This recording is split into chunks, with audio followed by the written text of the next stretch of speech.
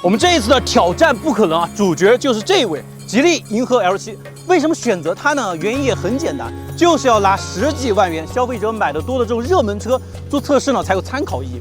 所以我们现在在哪儿呢？太上老君炼丹炉掉落的地方，齐天大圣都过不了的火焰山。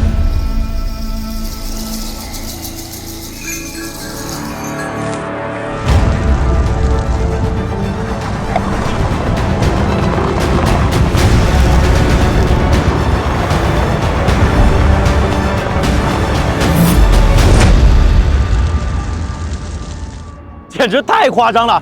此时此刻，火焰山的地表温度已经超过了60度了，而它的环境温度呢也超过了45度。所以今天我们决定来玩个不一样的极限虐车——吉利银河 L7挑战翻越火焰山，看看它到底能不能扛得住呢？现在仪表盘上面显示的环境温度已经到50度了。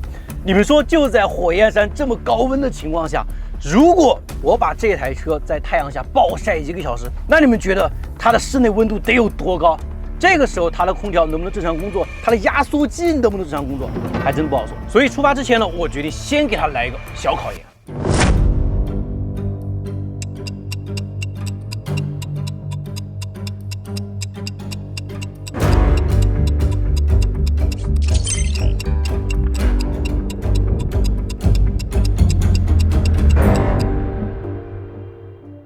时间到了，我们看一下现在温度有多高。烫手，我们先测一下。现在它的车顶温度显示是70多度，你敢信？从这个角度我能看到，现在室内温度应该是60多度。我们的 GoPro 已经倒了，我们来看一下。哇，烫屁股。然后现在显示的温度是62.9度，来看一下。然后我们用这个温枪测一下屏幕的温度。 你敢信？70度！啊，不行，现在呼吸困难，我们赶紧把空调给打开，温度全部调到最低，风量最大。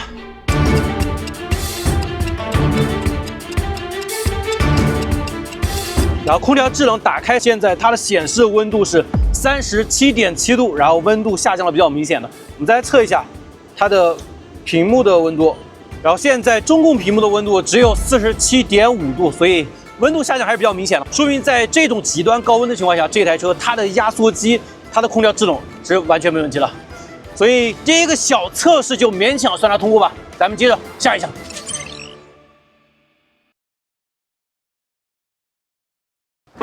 这将会是第一个在地表温度超过60度的火焰山做加速性能测试的视频，而且是要做连续极限加速性能测试。 灭火器我都带了，所以咱们今天呢就往死里整，干就完了。那驾驶模式的话，我们就直接切换到性能模式，然后地板油到底就 OK 了。看一看能够跑多快，准备走你！哇，起步还挺快的。60。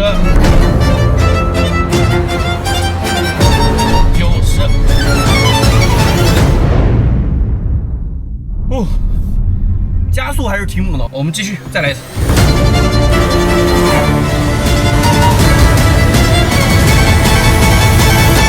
咱们再试一试。经过连续多次的极限性能测试，结果银河 L7跑出了最快7.02秒的0百加速成绩。你敢信啊，在地表60多度的温度下，这台车它的0百加速成绩居然还能够跑到7秒出头。那5次的测试成绩呢，我直接打在屏幕上来，这都能扛下来啊，确实是我没有想到的。然后它也没有出现过热保护啊，也没有出现动力的限制。那除了发动机和变速箱的性能稳定之外，3电管理，尤其是电控系统还有电池热管理，必须要做得够强，不然就我们这么造的话，肯定得趴窝。 那这台银河 L7，它的电池冷却用的就是液冷技术，用冷却液去冷却电池。那相比传统的冷媒气体冷却的话，明显要更高效一些。咱们举个简单例子，这么热的天，你给我吹风扇管用，还是给我一盆冷水管用呢？如果在这么极端高温情况下，冷媒泄漏，电池得不到降温，后果将不堪设想。那既然这样它都没趴窝的话，也不着急，我有的是手段。咱们下一项。当我们准备前往下一站的时候呢，却出现了问题。然后现在的问题就是这台车现在刹车的温度应该是非常高了，因为我们在现场的话都闻到烧着的味道。然后我们来测一下，现在刹车盘的温度已经达到199.5度了。这个温度，如果我们继续行驶的话，很可能会出现刹车的热衰或者是刹车失灵。当然了，如果你卷到一些干草的话，这个温度肯定会发生自燃或者烧着的。但不管怎么讲的话，咱们今天一定要穿越火焰山。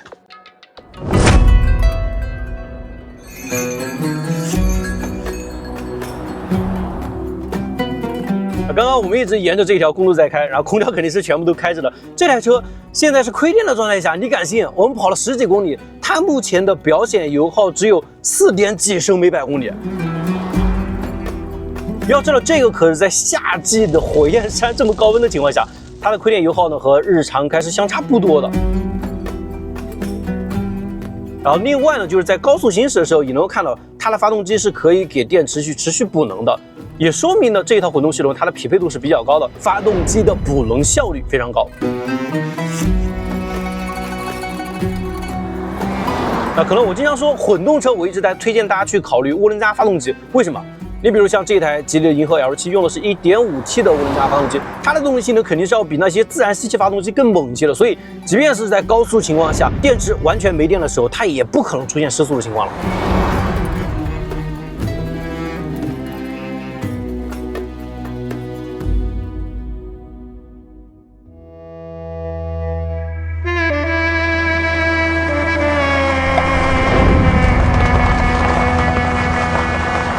现在已经到火焰山的山脚下了，要正式的翻越火焰山，然后接下来会全部都是这种碎石路，难度在哪里呢？因为它会是连续的爬坡路段，再加上火焰山50-60度的高温，对于一台家用车，对于一台混动车来说，绝对是地狱级的挑战。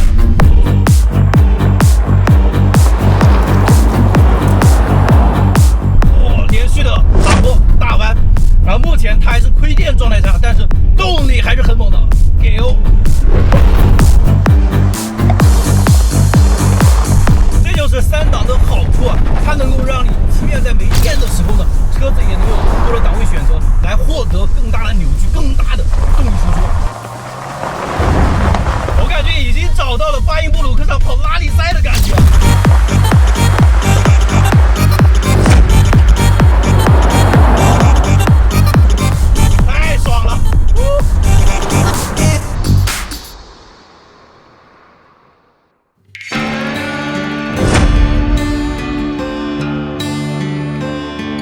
这是我们登顶火焰山的最后一个高难度大坡，坡面非常长，而且坡度超过了35度。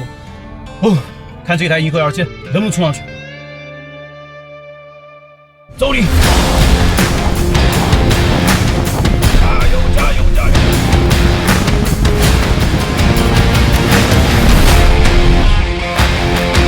加油加油！快点快点快点快点！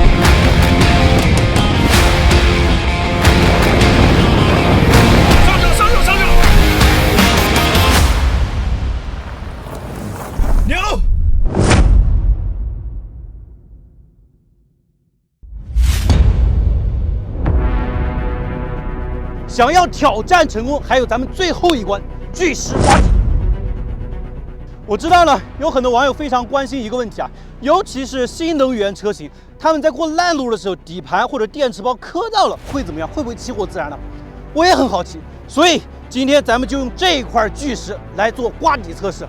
待会儿咱们就时速50公里每小时，直接冲过这块石头，用这块巨石来和咱们的电池包硬碰硬，它可要比底盘高很多。巨石刮底项目时速50公里每小时，准备3、2、1。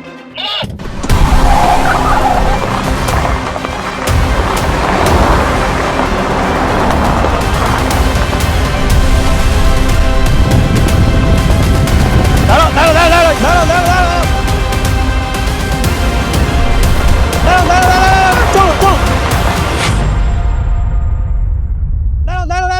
撞了！撞了！哇！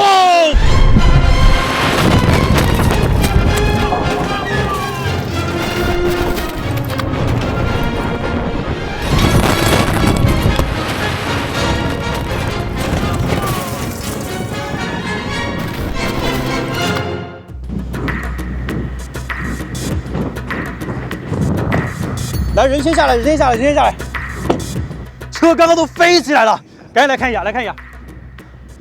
现在已经是漏液了，然后再看底盘下面，整个一块它的护板全部废掉了，然后目前没有发现任何起烟自燃的现象。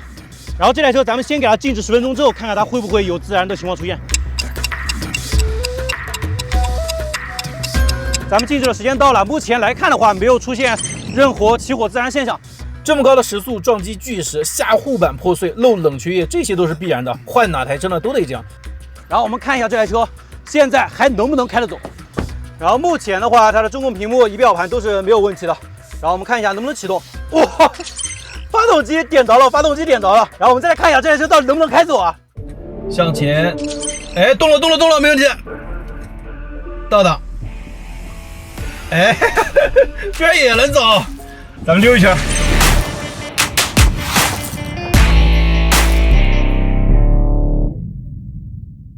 看见没？这就是火焰山的山顶了哇，简直难以置信！只有到这个高度，你才能看到这么美的景色。不过惊喜之余呢，还是有一点点的遗憾啊！没想到这么去造这台银河 L7呢，它都能扛下来，没掉链子。所以只能遗憾的宣布，吉利银河 L7挑战不可能之火焰山极限高温性能安全实测挑战成功。不过也别得意，因为接下来我会把它带到另外一个场景，将彻底的摧毁它。